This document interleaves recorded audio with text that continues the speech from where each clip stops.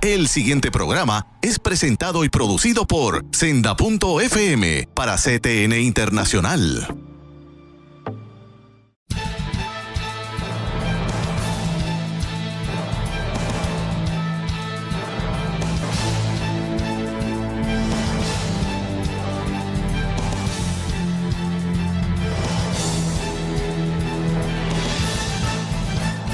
Saludos amigos de Alerta Cristiano, como siempre, contento, feliz de entrar a sus hogares con otro programa más de Alerta Cristiano.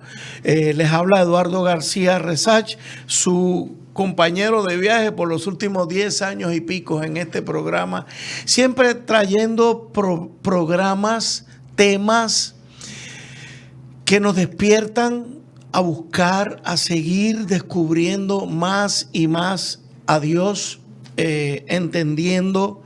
Y si recuerdan, en el último programa empezamos con el doctor Sullivan, que hoy lo tengo de nuevo conmigo. Bienvenido una vez más, pastor. Gracias, buenos días. Dios les bendiga a todos que nos acompañan en este día. Sí. En la última ocasión empezamos con la Biblia, con las traducciones, y les dijimos que hoy iba a ser la segunda parte a lo que hemos llamado la ciencia de la traducción de la Biblia. Y vamos a comenzar de nuevo con la misma lectura que lo hice en el pasado programa. Segunda de Timoteo, capítulo 3, versículo 16. Toda la escritura es inspirada por Dios y útil para enseñar, para redarguir, para corregir, para instruir en justicia. Y subrayamos, todo lo que está escrito en la Biblia es mensaje de Dios. Pastor, de allá para acá me he puesto a leer algunas cosas que usted me sugirió. Este libro se lo recomiendo a todos, El origen de la Biblia, del doctor Philip W. Comfort y del doctor Rafael A. Serrano. Está muy bueno, entiendo que bastante sencillo, muy bien documentado y como todo Biblia, como todo libro, es un punto de partida. ¿Para qué? Para que entendamos la Biblia. Pastor, cuando hablamos de la traducción de la Biblia, ¿podemos ser objetivos o no? Cuando hablamos de traducción de la Biblia, como en otras traducciones de otros libros, siempre estamos sujetos a los factores subjetivos del traductor o la traductora. Déjeme darle un ejemplo inmediato. Ajá. En la lectura de 2 de Timoteo, que usted citó otra versión, a la Reina Valera, por ejemplo, usted usó la palabra revelación. Palabra fue palabra de Dios. Eso fue en Reina Valera. No, Reina Valera es palabra de Dios, ¿cierto? Correcto. Pero correcto. En la que usted citó es la otra versión. Ajá. Bueno. Que dice, ajá. La que leí es Reina Valera 1960. Léalo otra vez. Toda la escritura es inspirada por Dios y útil para enseñar. En el mensaje anterior, en el programa anterior, yo utilicé también la nueva traducción viviente. Ajá, ¿qué dice? Toda la escritura es inspirada por Dios. Repite lo mismo. Ajá. La nueva versión internacional, lo mismo. Y la traducción en lenguaje actual. ¿Qué dice? Ahí es que cambia. Todo lo que está escrito en la Biblia es el mensaje de Dios. Y eso fue lo que leíste hoy. ¿En serio? Eso fue, le hice la nota aquí. No me di cuenta que... Por eso lo resalto. Okay. Porque viene de nuevo a la subjetividad del traductor. Ahora, ¿qué es lo que dice el texto? El texto griego dice palabra de Dios. ¿Ve? Entonces, otras palabras se pueden usar de forma sinónima, pero tienen otro peso. Correcto. Entonces el traductor es cuando usted y yo leemos y traducimos. Por ejemplo, cuando mi idioma primordial es inglés. Yo cuando leo de inglés a español, yo estoy haciendo decisiones subjetivas de las posibilidades que una palabra, un concepto puede tener en el español. Correcto. Entonces, hay algunos conceptos que requieren una objetividad, que el concepto es tan claro y que se puede comunicar del idioma A al idioma B, porque hay una correspondencia coigual en el segundo idioma. Ajá. ¿Ve? Entonces ahí, si el número es 1, 1 es 1 en alemán, en francés, en español, en japonés. 2 más 2 son 4, aunque lo diga un gato. Exacto. Entonces, el intérprete, el traductor, y aquí quiero captar la diferencia. Los comités que trabajan en las nuevas versiones no solamente traducen, interpretan. La tarea de traducir es mucho más objetiva, pero todavía tiene sus elementos subjetivos. Uh-huh. Pero la tarea de interpretación, lo que leo, es que se introduce más el elemento subjetivo. Porque estoy traduciendo. Es como en mi iglesia donde yo me crié allá en el barrio de Nueva York, cuando venían predicadores americanos a predicar, tenían un hermano en la iglesia que traducía. Y cuando el hermano traducía del inglés al español, la iglesia se llenaba. Porque él tenía la costumbre, cuando el evangelista decía tal cosa, él traduciéndolo, pasaba y le decía, no, él está equivocado, eso no es lo que quiere decir la Biblia. Y como el predicador no lo entendía, pero la congregación, él cambiaba de traducción a interpretación. Wow. ¿Ve? Entonces, esos elementos de subjetividad y objetividad siempre se acompañan. Y los comités son muy responsables a cuidarse de ese cambio y reconocerlo. Pero no se puede producir ningún documento traducido de un idioma a otro sin la introducción de factores o elementos subjetivos. Deduzco de lo que usted ha dicho que es mucho más responsable el trabajar en comité. Oh, sí. Si yo pretendo traducir la Biblia yo solito, ahí va a entrar todo mi bagaje. Subjetivo. Toda mi subjetividad. Exacto. Ok, amigo. Punto número 1. La Biblia generalmente ha sido traducida por comités. Yes. Ahora sí, y eso nos lleva a que una de las traducciones del cual se debe de uno cuidar. Ajá. Son de esas traducciones libres. Es decir, que no pretenden, son personales. Correcto. Del teólogo tal, esta es mi interpretación, y ahora va a salir una en español de un compañero amigo mío. ¿Viene una por ahí? Sí, y que es de él. Esta es su interpretación del Nuevo Testamento. Bueno, ok, muy bien, pero eso es un comentario bíblico. Correcto. Porque lo que se va a manifestar son tus supuestos y sus preferencias históricas, lingüísticas. Y lo correcto sería que él lo expresara así, ¿verdad, pastor? Bueno, sí, O sea, él lo está expresando así. Esa es mi interpretación. El problema que veo, o el cuidado, es que el estudiante, o la persona que no conoce bien el proceso, dice, wow, pero él es bien brillante porque lo es, claro, y qué bien domina el griego. Esto va a ser una excelente traducción. Ok, ese es un lado de la moneda. Es cierta, pero hay el otro lado de la moneda. Correcto. Y eso es lo que se desconoce. Y ahí es que viene el peligro. Ahí vienen las fricciones. El que la gente empieza a comentar, esa traducción es tal cosa, esta traducción no está bien, esta traducción está mal. O sea, bueno, y los conflictos entre nosotros mismos. Sí, y es por el desconocer la ciencia de la traducción.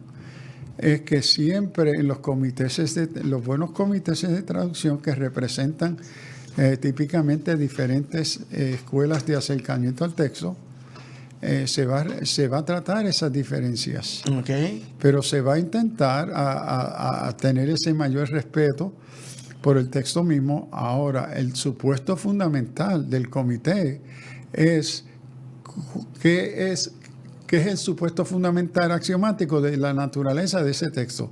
Eso no es palabra de Dios. Esa es la decisión fundamental que todo comité tiene que comenzar haciéndose. Partir de ahí. ¿Qué es la naturaleza de este texto? Amigos, si yo creo que la Biblia no es palabra de Dios, que no es inspirada por Dios, y el pastor entiende que sí es inspirada por Dios, ya ahí él y yo tenemos unas diferencias fundamentales. Y se va a producir, y se han producido, los comités representan esas diferentes posturas. Correcto. Entonces hay posturas compuestas por comités de posturas liberales que no reconocen la Biblia como palabra de Dios, fuente de toda verdad, sino como un libro cristiano, judío-cristiano religioso. Correcto. Como otros, como el Islam, el Corán y otros. Entonces cuando ese comité está trabajando y cómo trabaja el texto y cómo lo dice, es muy diferente. Claro. Muy diferente. Entonces el supuesto teológico es fundamental, no solamente literal, qué dice el texto, la naturaleza del texto, qué es el valor, la autoridad que yo le reconozco a ese texto que estoy traduciendo. Claro. Y ese comité que se encarga de esa traducción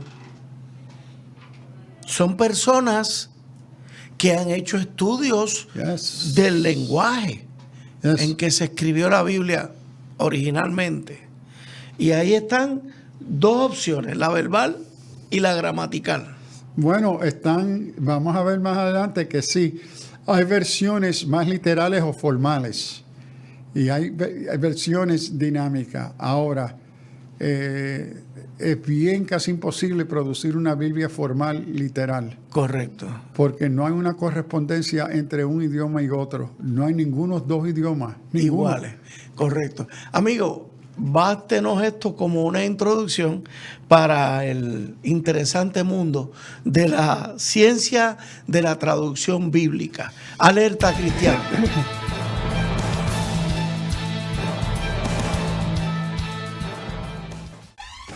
La mayor selección de música cristiana.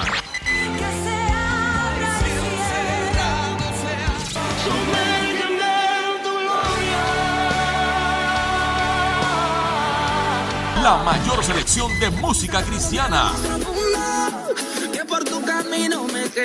24 horas la tienes aquí en Senda FM. Sonido que levanta y restaura. Busca CTNI en YouTube y sé uno de los miles que se han suscrito para disfrutar on demand de la gran variedad de programas diseñados para ti. Suscríbete al canal de YouTube de CTN Internacional.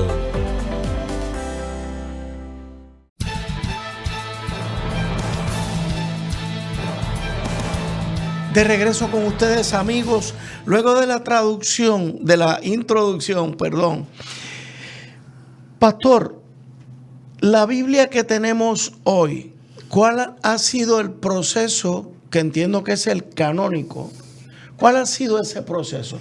Háblenos de eso. Bueno, sí, antes de responderle, déjeme decirle algo que dije la semana pasada, que tengo alto respeto y reconozco que hay especialistas en este tema, que son comités y miembros del comité de traducción. Yo no soy especialista en estos asuntos lingüísticos, literarios, gramaticales del texto. Yo he estudiado esos temas por años, pero de ninguna forma me reconozco como especialista, y reconozco y tengo grande autoridad para aquellos que sí conocen este tema mucho mejor de lo que lo conozco yo. Ahora, responderle a su pregunta. Lo que hoy tenemos como el texto bíblico Antiguo y Nuevo Testamento, que incluye el texto sagrado judío, el Tanaka, ¿verdad?, que representan las tres partes mayores del Antiguo Testamento y el Nuevo Testamento. El texto cristiano original era el Nuevo Testamento, y eso pasó un proceso de aceptación y reconocimiento como texto sagrado. Ese proceso comenzó con los escritos de Pablo a los tesalonicenses, por ejemplo, y ahí se van a añadir sus escritos, los evangelios, etc. Ahora la iglesia, junto a esos textos, estaban circulando antes de Tesalonicenses, antes de Mateo, Marcos, Lucas y Juan, estaban otros escritos que sirvieron como de instrucción a la iglesia primitiva, como el Pastor de Hermes, el Didache, por ejemplo, que son los escritos más antiguos de orientación cristiana. Y junto a ellos se dieron otros escritos que se van a llamar más tarde apócrifos, porque no fueron reconocidos como inspirados, pero útiles para enseñar, a la nueva fe cristiana.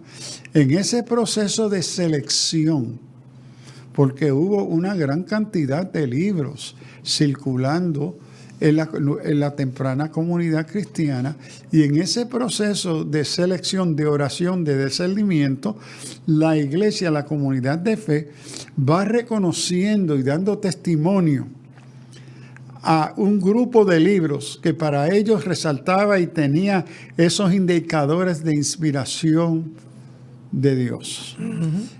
Esos siguen siendo divididos, debatidos, por ejemplo, entre los libros rechazados al fin o cuestionables, el libro de Revelación, el libro de los Hebreos y otros, porque habían las cartas de Pablo, que habían cartas que dicen estas son de Pablo y otras no.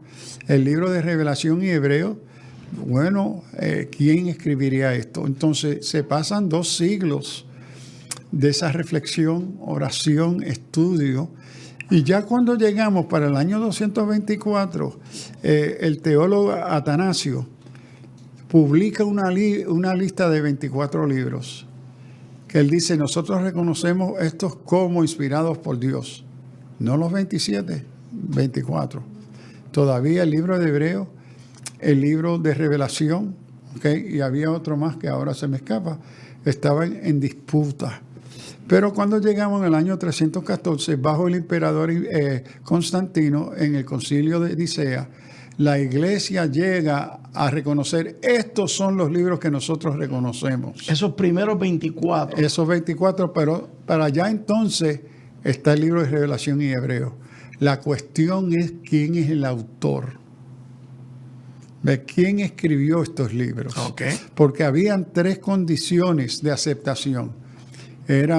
Ahora me acuerdo, primero el carácter apostólico, que el autor en ese proceso de decidir era si la autoría de X libro es apostólico o de un discípulo de un apóstol. Era el primer requisito.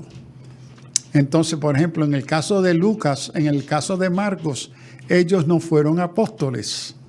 Ellos fueron discípulos de apóstoles. Entonces caían bajo esa misma... Ese primer requisito. El segundo requisito era, aquí mi memoria, era de aceptación universal. Ajá. Es decir, que no fuera un libro simplemente aceptado por un grupo o una región. Y este proceso canónico se llevó a cabo a través de mayormente 5 regiones en el Imperio Romano, que eran las 5 regiones de mayor influencia cristiana. Jerusalén, Antioquía de Siria, Éfeso, Alejandría en el norte de África y Roma. Entonces, estos eran los lugares de mayor influencia cristiana.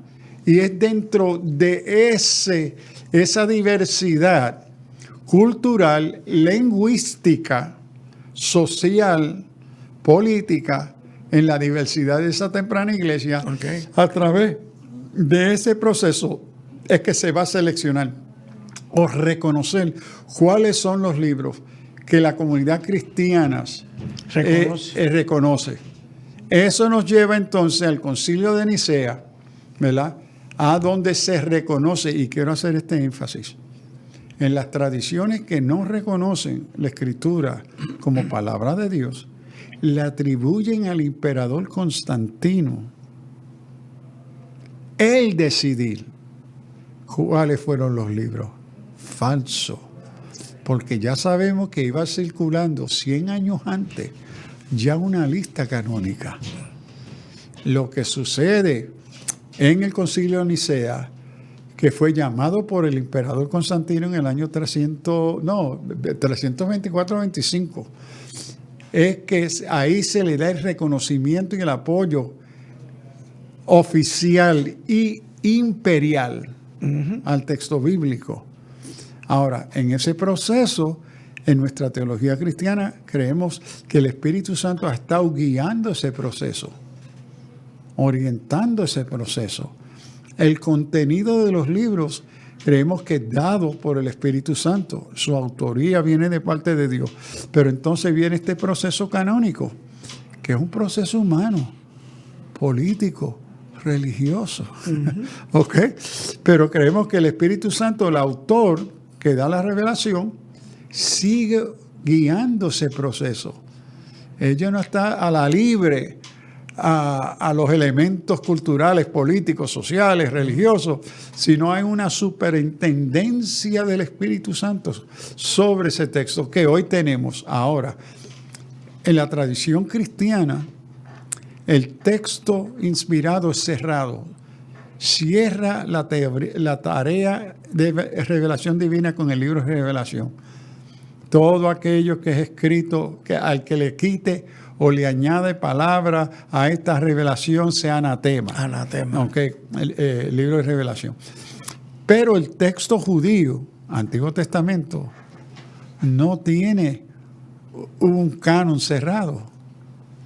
En el concilio de Yavne, más o menos en el año 90, se reúne un gran grupo de rabinos judíos que están abregando con el contenido del Antiguo Testamento como judíos. Ellos concluyen que el texto de revelación, el canon, para el antiguo Tenaca, sigue abierto. Entonces, para el judío, ellos todavía esperan revelación, porque esperan el Mesías. Claro, esa era mi pregunta. Es obvio pensar que lo dejaron abierto porque siguen esperando a Jesús. Y nosotros como cristianos vemos, sí, está abierto, y lo que se reveló es lo que compartimos en el Nuevo Testamento. Correcto. Pero entonces ese proceso es mucho más complicado de lo que yo he compartido. Sí. Pero ese proceso es importante llegar. ¿Cómo llega el libro a nosotros? Y de ahí entonces se va a traducir el Antiguo Testamento, se va a traducir del hebreo al griego en la Septuaginta, se va a traducir de entonces Jerónimo lo traduce al latín en la Vulgata Latina, que es la Biblia oficial de la Iglesia Católica Romana. Y de ahí se va a traducir entonces a otros idiomas. Lutero lo va a traducir al alemán, etcétera.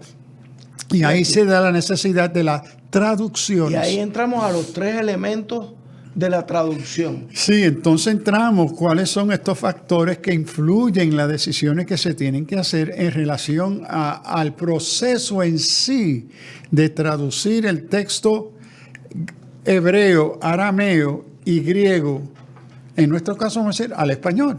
Correcto. O al inglés, al francés. Vamos a hablar en esos términos, pastor. Si yo estoy traduciendo, soy parte de un comité, y estoy traduciendo del arameo, del hebreo al español, tengo el elemento formal, tengo el elemento dinámico, equivalencia dinámica, y tengo la traducción libre o parafraseada. Explíquenos. Ok. Todo comité de traducción, primero van a trabajar con los manuscritos o las versiones en los idiomas originales. Ajá. Y ahora enfatizo idiomas originales. ¿Por qué? Porque no existe ningún texto bíblico en su formación original. No existe. Lo que tenemos son traducciones, versiones antiguas, copias de copias de las copias de las copias de las copias de las copias de los originales. Okay. Entonces no existe ni para el Antiguo Testamento o para el Antiguo ninguna edición original. Ninguna, no existen. ¿Cuál era el idioma en el caso de Moisés? Bueno, sería, según el texto hebreo de la tradición oral, a hebreo y arameo, Ezequiel, Daniel, en arameo. Lo que tenemos es en hebreo. Escrito.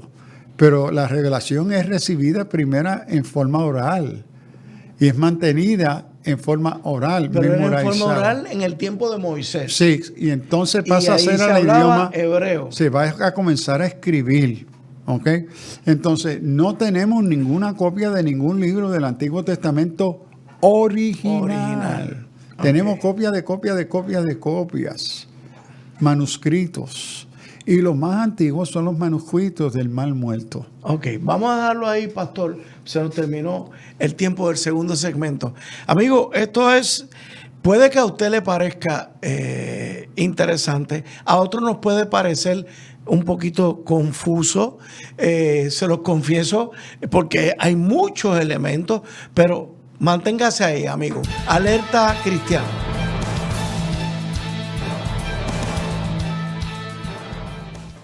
Busca CTNI en YouTube y sé uno de los miles que se han suscrito para disfrutar on demand de la gran variedad de programas diseñados para ti. Suscríbete al canal de YouTube de CTN Internacional. Para evitar la propagación y el contagio del COVID-19, debemos seguir los protocolos establecidos. Debemos continuar lavándonos las manos con agua y jabón durante 20 segundos. Usar hand sanitizer, utilizar mascarillas. Guardar por lo menos 6 pies de distancia entre personas. Sanitizar superficies regularmente, además de los zapatos y accesorios. Hazlo por tu bien y el de tu familia.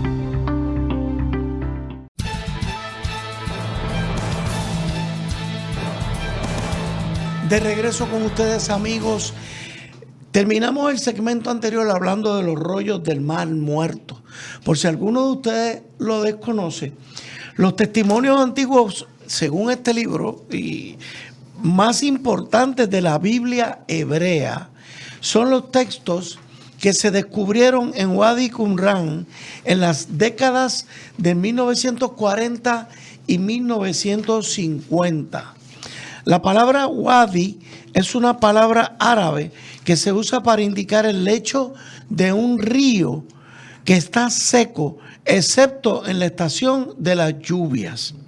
Los textos que se encontraron en ese lugar fueron completados, oigan esto, hermanos, todos antes de que los romanos conquistaran Palestina en el año 70 después de Cristo. Miren qué reciente. Y muchos fueron escritos bastante tiempo antes de ese evento.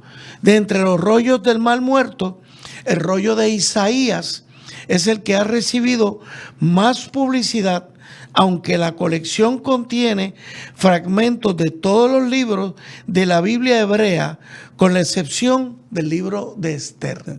Pastor, me estaba narrando la anécdota de cómo fue que se descubrieron eso.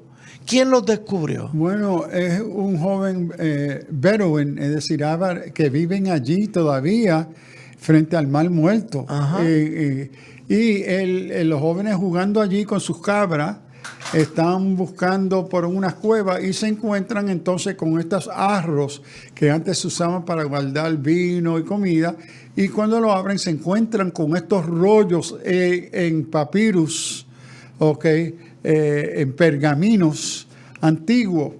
Y se lo llevan y allí conocen a uno de los ancianos allá donde viven y se lo venden y se los compran por una bobería. Y uno de ellos los toma y se va a Jerusalén y allí entre los vendedores de antigüedades, estamos en la 40, hay muchas actividades de venta de antigüedades y se da con uno que lo ve y dice, espérate.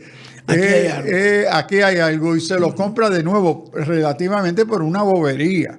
Anyway, así llega entonces el proceso de manuscrito a los Rockefellers en Nueva York y a las instituciones de antigüedad en Israel y comienzan entonces al estudio y tener que abrirlo, porque el problema es, estos son tan viejos, tan antiguos, siglos y siglos.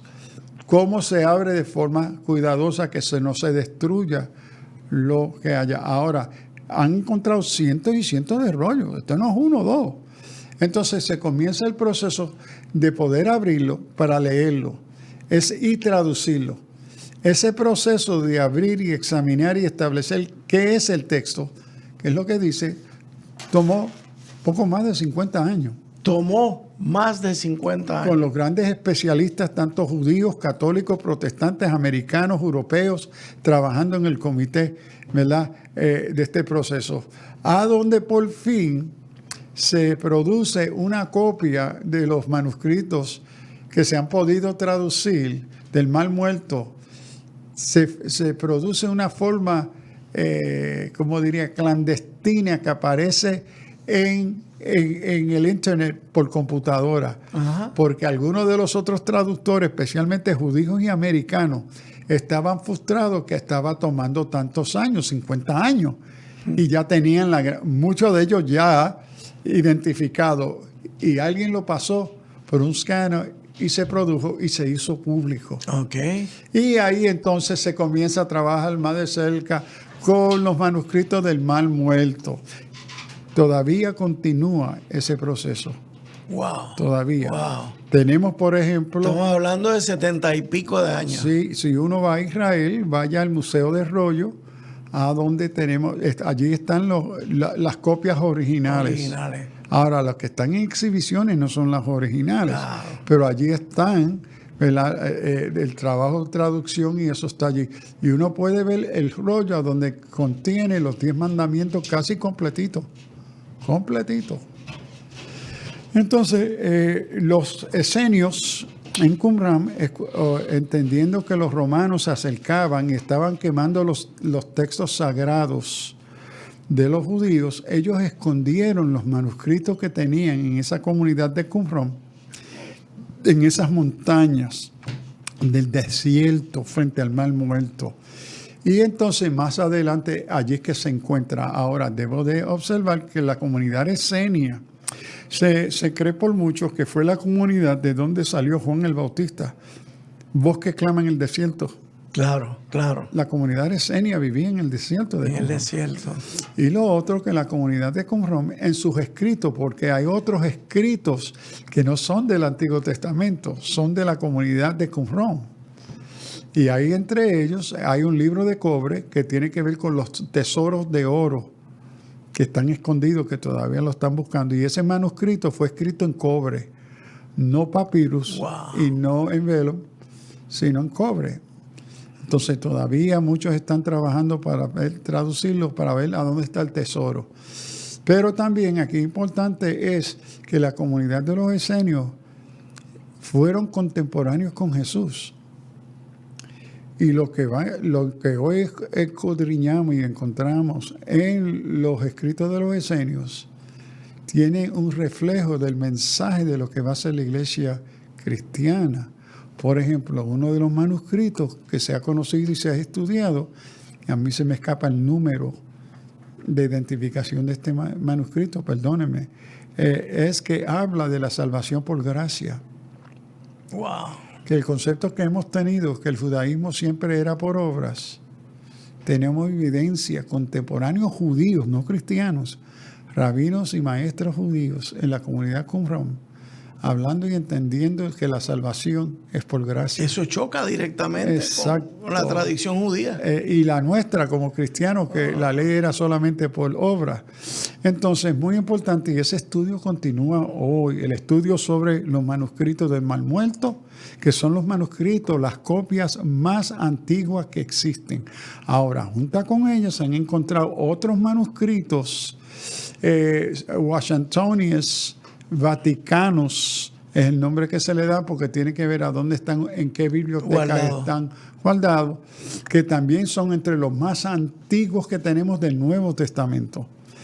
Papyrus 51, The Bidam Papyrus, que son otras secciones de papyrus, no son libros, que son los más antiguos. Estaba leyendo que hay otros que se conservan En Moscú. En Moscú, sí. En Petersburgo. En San Petersburgo, sí. Yo tuve Qué interesante. la oportunidad de verlo en exhibición en San Petersburgo, en Rusia, cuando yo estuve enseñando en Rusia. Qué pena, yo estuve enseñando allá en San Petersburgo. Qué pena que yo no supiera eso. Sí. De verdad. Entonces, esos son los recursos fundamentales para el proceso de traducción, que son los manuscritos más antiguos. Okay. Y para el Nuevo Testamento tenemos más de 5,000 escritos, manuscritos, papyrus, etcétera, que se usa en el proceso de traducción. Pastor, esos 5,000 escritos a ese comité le tienen que facilitar las comparaciones a la hora de la traducción. Bueno, sí y no. Sí, pero de una forma ya preparada. Ajá. En los textos críticos, por ejemplo, del Nuevo Testamento, que es lo que va a trabajar con esos manuscritos, correcto, ya hay una obra que es un compendium de lo que se llama el aparato crítico del Nuevo Testamento, a donde tienen listados todos esos recursos de copias, papiros, vaticanos, etcétera, en los diferentes idiomas que se encuentran y en la estructura de autoridad y versiones que hay. Ajá. Entonces, la semana pasada lo traje, ¿verdad? Cuando uno mira el Nuevo Testamento en griego, por ejemplo, hay una sección de aparatos a donde están listados, según el texto que uno está leyendo, ¿cuál ha sido el punto de referencia que se ha usado? ¿Cuál el Vaticano, Washingtonius, Papiro, Barremas, cuál se usó? Uh-huh. ¿Y qué peso se le dio en el uso de ese texto? Okay. Entonces, el comité tiene eso en un libro. Yo lo uso en mi biblioteca, lo abro y lo miro cuando estoy mirando el texto griego y digo, mira, qué es raro que mire la palabra que usó esta traducción aquí al español. Déjame mirar qué es lo que dice el texto griego y qué comentario me dice sobre las fuentes antiguas que se usaron para hacer esa decisión. Porque en otra versión, en español, no aparece. Claro. Entonces, ese instrumento crítico, literario, gramatical, está ya preparado para los expertos. Y esto es un instrumento cotidiano de ellos. Y está también entonces la equivalencia dinámica. Explíqueme ahí. Sí, la diferencia en la traducción formal se quiere respetar tanto la gramática, el contexto histórico, etcétera, para traducirlo palabra por palabra. Pero como eso es imposible porque no existen dos idiomas, que eso se puede hacer palabra por palabra, entonces está la traducción dinámica, okay, a donde se busca equivalencias, ¿ve? Y hay menos atención formal a la gramática, ¿ve? Porque la gramática en español es distinta a la gramática en hebreo. Correcto. Sin embargo, la gramática española es mucho más cercana a la gramática griega, que me ayudó mucho en mis estudios de griego, pero no me ayudó mucho en el estudio de hebreo porque la gramática es distinta. Pero cuando estudiaba griego tenía mi Biblia en español al lado para ayudar. Ahora, ¿qué sucede? La dinámica busca qué sería la forma de traducir, por ejemplo, siendo misionero en América Latina, estábamos trabajando en la selva venezolana con yaruros, tribus yaruros en la Amazonas, y estaba dirigiendo un estudio con pastores y decía, si tus pecados fueran blancos fueran rojos como carmesí, serán emblanquecidos como la Blancanieves. ¿Okay? Ahora, ¿cómo se traduce para yaruro en la selva de Amazonas? Nieve. Si ellos nunca lo han visto. No hay ninguna palabra equivalente en yaruro. Entonces, pero ahí no hay la posibilidad de una traducción literal, formal. Ahí hay que... Dinámica. ¿Qué sería el equivalente? ¿Qué es la intención de blanca como la nieve? Blanca se usa como nieve como el ejemplo para ilustrar la blanqueza. Correcto. Ahora, si esa es la intención del texto en hebreo, ¿Qué sería el equivalente dinámico? Lo que escogimos fue 2. Si eres blanco como la yuca, Ajá. o blanco como el coco. Y es en el interior del coco. Ellos entienden coco Ellos entienden coco. Ellos entienden yuca. también. Y lo captan, pero dice yuca. No. No. Dice coco. No. Pero hay que traducírselo de manera que ellos lo entiendan. Ellos lo entiendan en su contexto, en su cultura. ok. Entonces, el elemento traducción, ese equivalente dinámica es importante. Y tengo que decir, no creo, y en esto me puedo equivocar, pero no creo, a mi entender, que exista ninguna traducción de la Biblia que sea totalmente literal. Claro, No claro. existe. Claro. Bien. Entonces, las mejores son una combinación de literal o formal y dinámica. Correcto. O la equivalencia dinámica. Sí, amigo, vamos al cuarto segmento y ahí vamos a empezar hablando de las traducciones libres o parafraseadas. Alerta cristiana.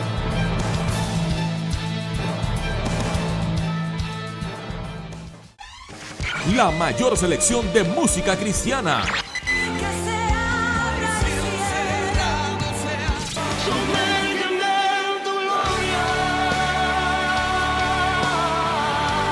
La mayor selección de música cristiana.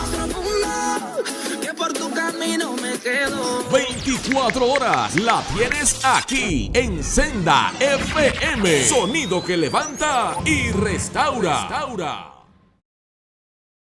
Busca CTNI en YouTube y sé uno de los miles que se han suscrito para disfrutar on demand de la gran variedad de programas diseñados para ti. Suscríbete al canal de YouTube de CTN Internacional.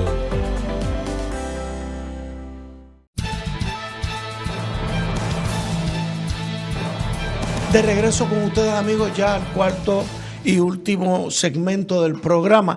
Habíamos estado hablando con el pastor Sullivan de las traducciones, los elementos formales, la equivalencia dinámica, y ahora pasamos a las traducciones libres o parafraseadas.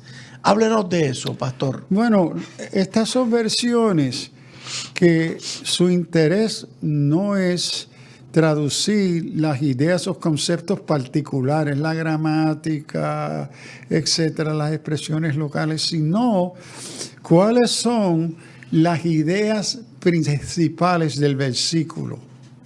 ¿Ok? Deme un ejemplo de una traducción bíblica libre. Bueno, la que usted leyó, la última que usted leyó. La traducción, no, perdóneme. Sí. De las tres que yo creo. La traducción en lenguaje actual. Sí, léala. Ok. Todo lo que está escrito en la Biblia es el mensaje de Dios y es útil para enseñar a la gente, para ayudarla y por corregirla. Ejemplo, todo lo que está escrito es el mensaje de Dios. Ok, pero espérate, mensaje.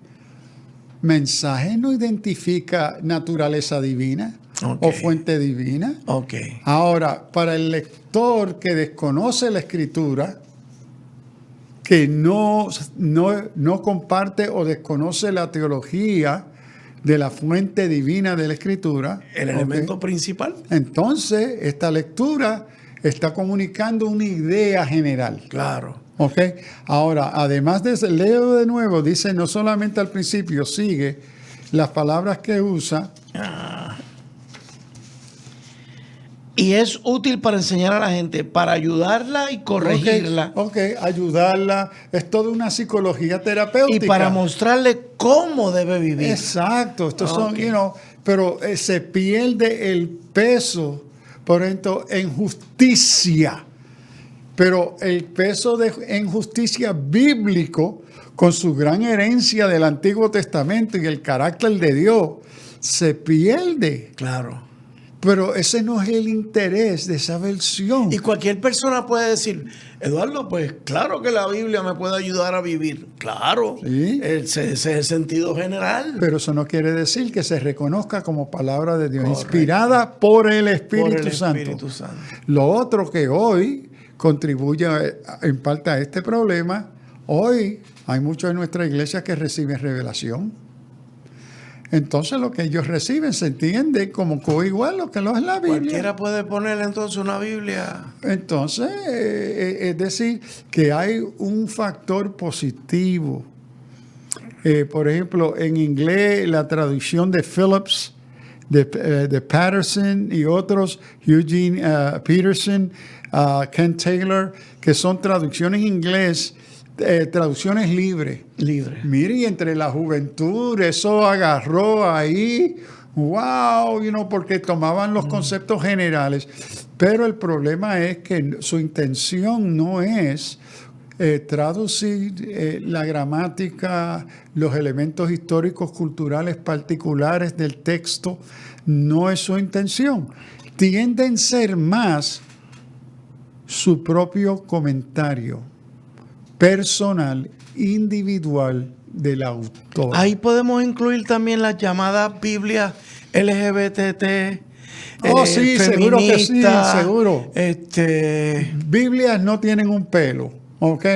Son comentarios políticos, claro, ¿ok? Etcétera, del que está preparando la Biblia. No tienen ningún interés. Por ejemplo, cuando se trata con el tema de la ética sexual en Pablo, simplemente la despachan y dicen, ese es homofóbico. Es un machista, patriarquista. No, que es una bobería. ¿Por qué? Porque el punto de partida, que el libro que ellos llaman la versión de la Biblia LGBT, no es Biblia. Correcto. Es Biblia en el sentido literal de libritos. Librito. Pero no palabra de Dios. Correcto. Entonces depende cómo uno está utilizando la palabra Biblia.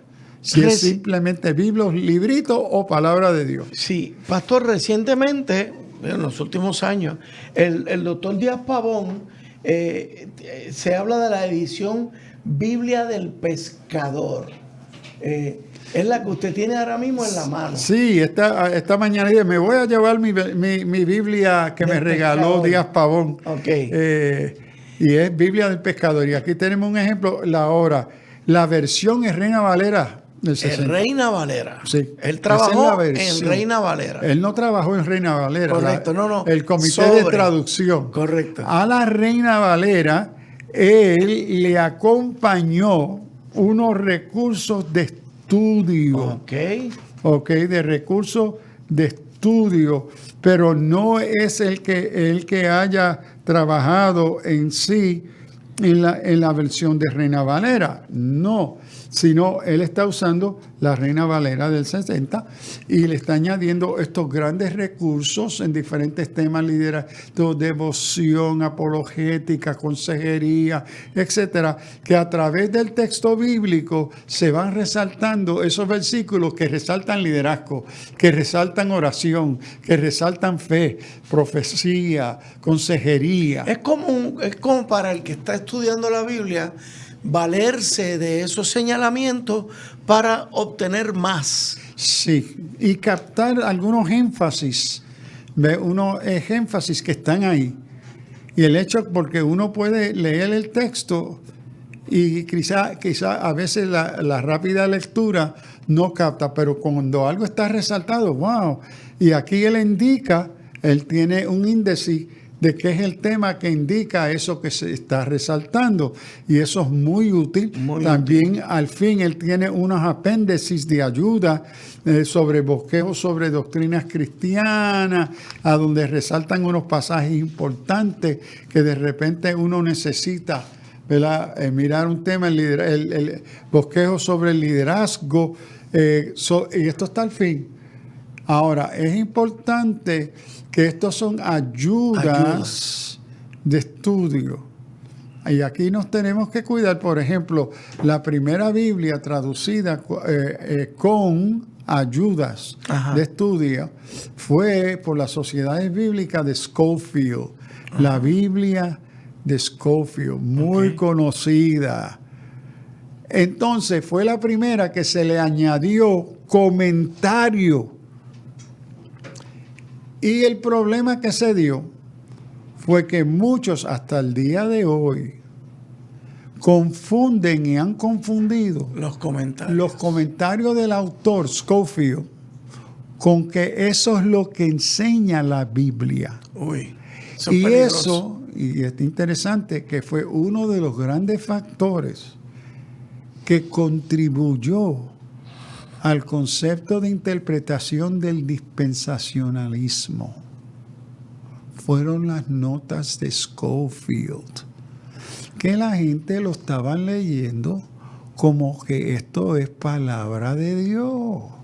Y hasta hoy muchos siguen ese concepto. Nota al calce, brevemente, dispensacionalismo, ¿qué expone? Bueno, primero es un método interpretativo de cómo interpretar o organizar los temas de la Biblia. Ajá. Y se organizan por dispensaciones, por épocas, eras. Entonces tenemos la creación, tenemos de la ley, tenemos las 7 dispensaciones. Y cada una procura resaltar unos principios que resaltan en esa. Y eso es muy útil. En ese sentido de dispensaciones es muy útil. Lo que sucede es que hay aquellos que quieren imponerle al texto bíblico que esa es la metodología de Dios para interpretar la revelación de Dios. Ok. Entonces encajan toda la acción de Dios en estas dispensaciones y que así es que la iglesia siempre lo ha creído. Y eso no es cierto. Correcto. El dispensacionalismo se introdujo por John Nelson Darby en los fines de 1800. Ahora, que se utilicen por los pensadores teólogos el concepto de dispensación, sí, porque el concepto de dispensación, época, etcétera, se ha usado por siglos. Correcto. Pero cómo se usa en el dispensacionalismo como teología, como una doctrina de interpretación, es otra cosa, Eso es otra cosa. nueva. Ok. Un poco más de 100 años, 1800 algo. Pero que esa tiende a ser el método bien típico entre evangélicos, especialmente evangélicos conservadores, Ok. el dispensacionalismo. Y eso marca una época y un pensamiento actual. Sí, de una época como Dios actuó con Abraham, fue diferente que con Moisés, con Israel, más tarde con Enoch, etcétera. Y para los propósitos de enseñar y resaltar algunos principios es útil. Yo me formé en eso, cómo me ayudó. Pero cuando se impone como el marco interpretativo de todo el texto bíblico, ahí es que tenemos grandes problemas con ese acercamiento. Ok, aparte ya de esa nota al calce, pastor, en términos de la edición de la Biblia del Pescador, ¿usted recomienda su uso? Sí, muy útil. Y no, acuérdense que esta es la Reina Valera. Claro, Ok, claro. entonces ya yo veo en las iglesias, cuando estoy en ellos, se está leyendo la Biblia, se está leyendo todo tipo de versiones. Correcto. Y una de las recomendaciones que yo he hecho a pastores, si se va a hacer una lectura antifonal, ok, identifique qué lectura se va a leer. Y yo he dejado de pedir lectura antifonal, porque hay 5 versiones en la iglesia. Y cuando yo leo un versículo y responden y hay 5 respuestas, el que no entiende dice, ¿pero qué Biblia tú estás leyendo? Ajá. ¿Qué es eso? Lo que crea es confusión. Ok. Entonces yo recomiendo, mire, lee una versión, lectura pública, una. O le digan, no, los que tengan la versión que lo voy a esta, voy a leer conmigo. Los que no. Para evitar eso, no, yo pido, yo voy a leer. Y la versión que estoy leyendo es la siguiente. Ok. Y lo triste es que hay personas leyendo versiones que tienden a ser más libres, que yo no lo recomiendo. Ok. Usted va a tener una lectura pública, lea la Reina Valera, en el caso de español, la Reina Valera en las diversas versiones que han tenido, porque tienen la del 95, la del 65, correcto, la del 60, pero escoja cuál va a ser la que en esta iglesia vamos a leer para lectura pública. Para la lectura suya privada, eso es otra cosa. Sí. Pero que haya una coherencia en la lectura pública de la palabra. Amigos, con esto cerramos el tema. Espero, esto es mucho más extenso, todo un estudio bíblico, pero esto es una introducción. Así que gracias, pastor. Amigos, gracias por su atención. Que Dios les bendiga. Alerta Cristiano. Dios les bendiga. El pasado programa fue presentado y producido por Senda.fm para CTN Internacional.